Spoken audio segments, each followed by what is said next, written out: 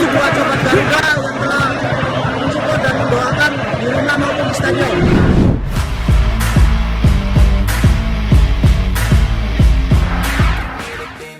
Sudah main keras tak bisa taklukkan Timnas Indonesia, media Kurasyao cari alasan.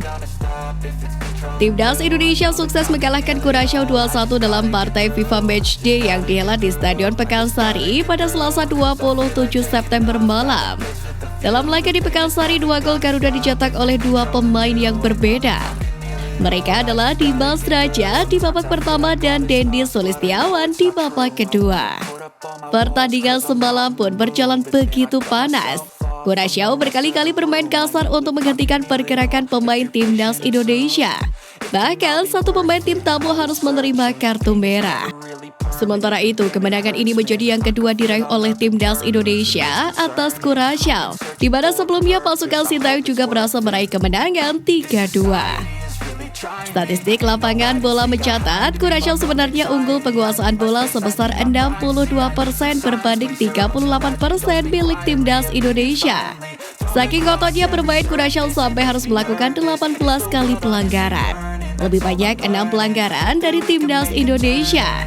Pelanggaran yang dilakukan Kurasyao pun menghasilkan 5 kartu kuning plus 1 kartu merah.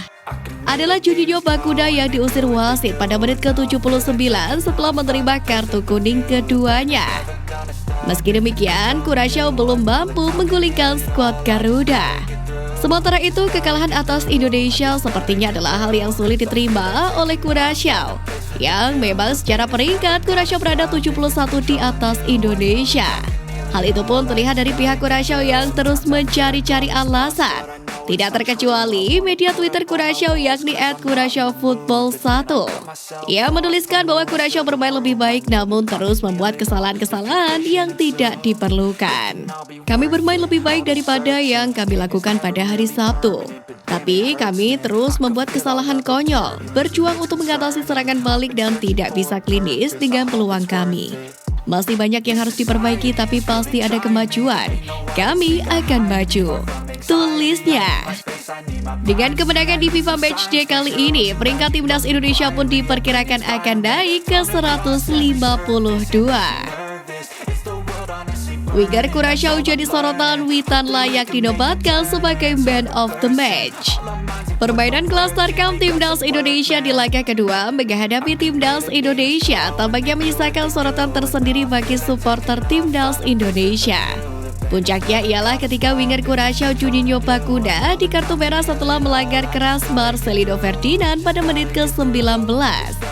Dengan Juninho di kartu merah membuat Timnas Indonesia unggul dalam jumlah pemain.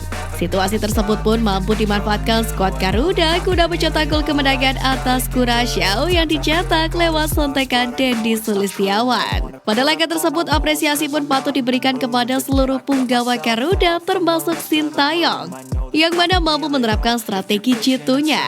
Namun, apresiasi lebih lanjut juga patut diberikan kepada Witan Sulaiman.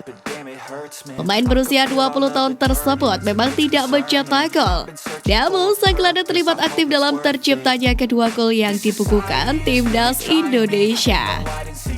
Gol Dimas Raja di babak pertama tercipta setelah ia melepaskan tembakan keras yang tidak dihalau sempurna oleh kiper Kurasyao. Sehingga Dimas Raja berhasil menyambar bola muntah ke gawang Kurasyao.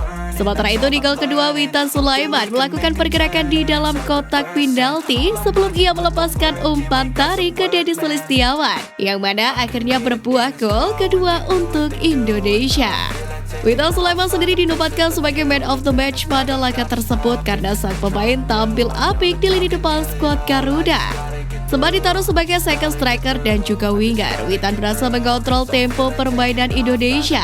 Ia juga kerap melepaskan umpan-umpan terukur ke rekan-rekannya.